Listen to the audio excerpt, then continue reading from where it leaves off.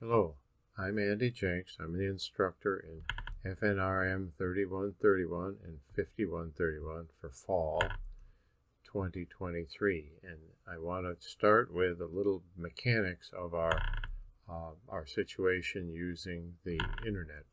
Now, our main landing page is GIS courses, and you can Google it, GIS courses, U of M, CFANS, and anything to get to our main landing page. And it has all of the courses that I teach, and currently we're just teaching these two, the FNRM 31, 31, 51. And these instructions relate to both these classes right now, both the graduate and undergraduate. So I'm going to talk a little bit about the screens and some of the basic mechanics, and then I'll have an introductory lecture about the class coming up. Now, this is the main page for the undergraduate course, and this is the main page for the graduate course. And for the most part, at least at this initial stage, they're identical. There's some differences between the classes, but I'll talk with those about specifically in lectures for that, for each class. But this is basic mechanics, and this applies to either the graduate or the undergraduate page. They're identical. And as you can see, when I switch back and forth, they're very similar. Okay. Now, in this video, I want to first of all talk about that there's a lab session, where if you need help or during the class, there's in-person lab sessions, and there's the syllabus. The times are on the syllabus. There's a Zoom link for help that you can we can talk through Zoom. I'm also in 215 Green Hall from Tuesday to Thursday at 1 p.m. just before the undergraduate lecture, the in-person undergraduate lecture. And I can be reached at this phone number, and it's probably best if you contact me if we're going to do a Zoom link so we can arrange a time to do that Zoom link if it's not within the office hours. This is my email that you'll be able to reach me at, and this is the general help. If there's general help with university computer issues, sign-in issues, password issues, those sorts of things, the university help desk, you could contact the help desk. Now, this is just a reference map, an interesting map from a navigation map. And now this is what I'm going to talk about in this particular video, and I've got the screenshots for this coming up that are here that you could look at to look through. Now, I've got a video, and this video will be listed here. I've got a short video about the textbook in the class, explaining the textbook, the 7th edition of GIS Fundamentals. So watch the short video about where to get it, how to use it, what's going on with the textbook for the class, because the textbook is probably the most important part of the class. It's the center of the class. The textbook was written for this class by instructors in this class. Okay, so it's a special text that's used around the world. It's been adopted by many colleges and universities around the world, but it's the text for the class. So watch the video, get the text, get the reading going. Now, this is what I wanted to talk with you a little bit about first, about getting started using the CFANS Cloud Desktop. All right, now I'm clicking on this link just to show you what's in the link. Now, this is the information for the various different web pages. This is just what I was showing you. Here's the syllabus, just what I'm showing you. I've showed you already. Now, here's what the key is we apply the concepts that are covered in the text using ArcGIS Pro. That's the software we use to apply. So in the class, we're teaching concepts, and those concepts, you use some software to apply them to various different situations to make maps and do analysis. ArcGIS Pro is the software we're using. It's the leading industry software. The issue with ArcGIS Pro is that it's only available on Windows operating systems. It does not work on Mac. Okay? So we've got a problem because many students have Mac computers and choose to use Mac computers, but Mac computers are not GIS computers. There's no native ArcGIS Pro for the Mac computer. You can't install it directly onto the Mac OS. Okay, so we've got a couple of different things to talk about for that. So for non-Windows computers, what you would be using the virtual computer, the Citrix virtual computer that the university provides. Okay, and basically, just in a nutshell, I'll be going through the details of this in a second. In a nutshell, what that is using your Safari on your Mac to actually window in or connect into a virtual computer at the university. And in that virtual computer, you're running the Windows computer on the university. It's not on your Mac. Your Safari is actually, through Citrix software installed on your Safari, is actually windowing into that virtual computer. Okay. Now, CFANS sets up this virtual desktop. I'm going through this virtual desktop. And the virtual desktop is, we refer to it as CFANS Cloud Desktop. Okay. And when you're not at home trying to get into the university computer system, that you might want to very seriously consider using the labs, the university labs, because that's an alternate way to work with the software, is to come into the lab session. And many students, that's the way the class has been run for 25 years. You come into the lab session and use the computers we provide, the Windows computers we provide in the labs. You can do that still. It's available. There's plenty of room to do that. But this CFANS desktop is something that you'd want to be using, consistently through this process. All right. So the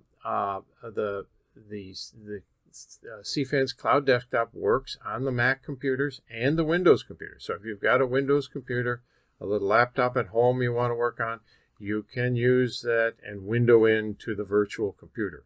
Now, the reason you would do that is because your Windows computer at home isn't powerful enough, or you don't have a situation where you can install the software on your home computer. Okay.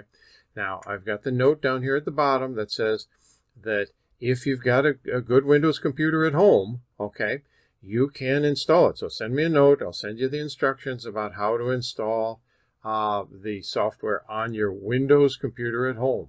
Now, it's important when you install the software at home, you're still going to have connection to the university to get the license authentication when you start that session. So each time you start the session, if you install the software on your home computer, that you would connect to the university briefly to authorize the license.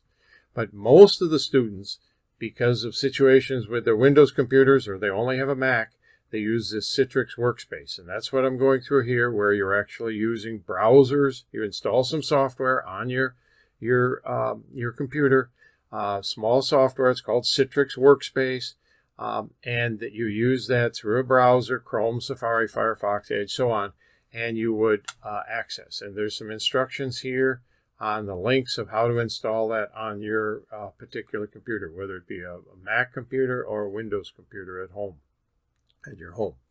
Okay, so this is the instructions here. You'd go through the instructions, and when you install that, it's actually a little runtime program, okay, that stays active on your Windows computer, and you don't have to start it each time on the Windows computer. On the Mac computer, you do have to activate that each time, that AKA, you have to activate it each time you want to use it. And then you activate it, then you go into the browser, and you tap into the Citrix. Now, in order to get Citrix, once you have the workspace installed on your Mac or your Windows computer, you would navigate to this little this URL, apps@umn.edu. Okay, you're using your browser, Safari. Okay, and that's after the workspace is installed successfully. If the workspace doesn't install successfully, or you connect to the app, you try the apps, and this process isn't working, you're going to want to go back and make sure you read the instructions, okay, on how to connect. Let's see where the instructions would be. and the instructions would be connecting. I don't have them here, but you'd want to go back to the university help instructions, which are back at the top, looking at how to install this or contacting the university helpline. So sorry for the little detour there. Okay, so now you fire up apps, umn.edu, and you get a screen that looks like this. Okay, and you would log in, put in your X500 and your password. You'll have to do Duo, okay, and you push login, and what comes up is a screen that looks like this. And if the screen comes up like this and there's no desktops available for you, you'll have to contact the helpline or send me a note. We'll have to troubleshoot this. But generally you should be able to log in because you're all authorized. If you're registered, you get this process set up. There's nothing you have to do special to sign up for this process. And you click on this desktops at the top. And when you click on the desktops, you should see several desktops here. You'll see a CFANS Cloud. You'll see a CFANS Cloud G. Okay, we prefer the G, which is the graphics enabled one. It's a little better, a little faster. Okay, so that's the one that we prefer you use. You have to select that, and you actually have to open that.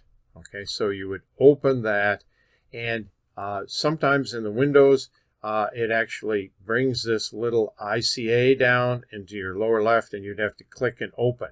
On the Mac, it's a little different. You're actually opening this, but the important thing is that you select the desktops, select the G, and then open it through the open process. Now, notice this is the little Windows example here. Now, this is the important thing. This is what CFANS desktop looks like when it comes up on your computer.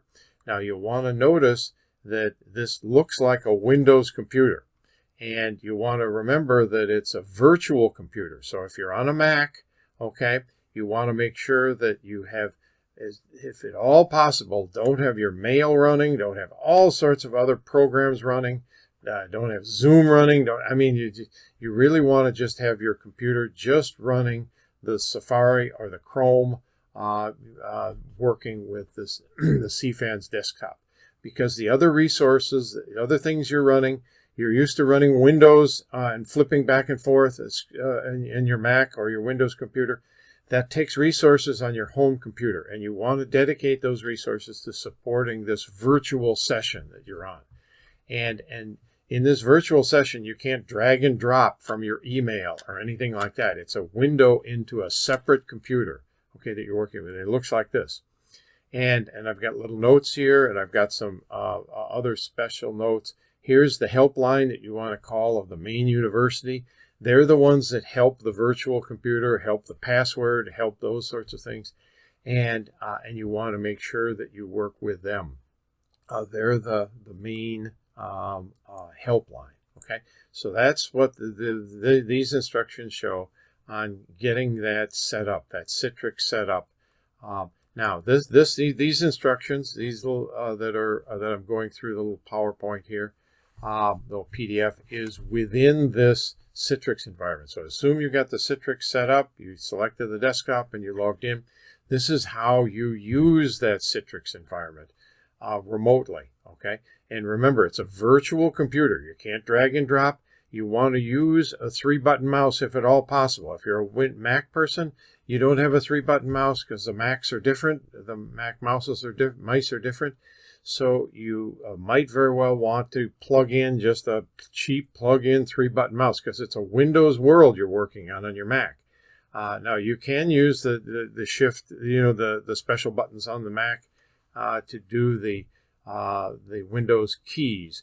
But you'll want to consider it. Remember, it's a Windows world you're working with, and avoid having all sorts of windows underneath it. Okay, and now the next thing to remember is there's a couple of little notes here that in this virtual session, when you're on the virtual session and you sign off or close off of the virtual session, everything in this desktop is lost, is wiped clean. Okay.